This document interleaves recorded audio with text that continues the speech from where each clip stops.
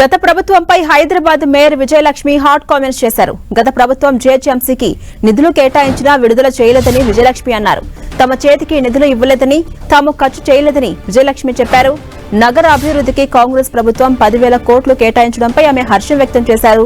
GHMC కార్యాలయం ముందు Congress corporators తో కలిసి బాణసంచా కాల్చి సంబరాలు జరుపుకున్నారు విజయలక్ష్మి.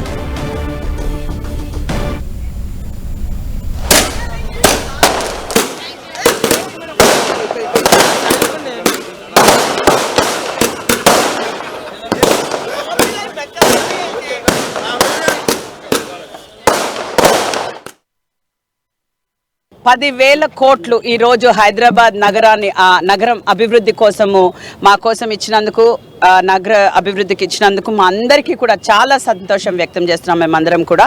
అదే కాకుండా ముఖ్యంగా ఆ బడ్జెట్ లోపల first time ever 3,065 crores GHMC కానివ్వండి, మళ్ళీ 3,385 కోట్లు వాటర్ వర్క్స్ డిపార్ట్మెంట్కి కానివ్వండి, అక్కడ 1,500 కోట్లు మూసి అభివృద్ధికి కానివ్వండి, ఇన్ని ఫండ్స్ మాకు ఇవ్వడం చాలా సంతోషకరంగా ఉంది. అంటే మేము ఆశించేదండి, గత ప్రభుత్వం కూడా ఇచ్చింది కానీ ఎప్పుడు కూడా ఇంత ఖర్చు పెట్టలేదు.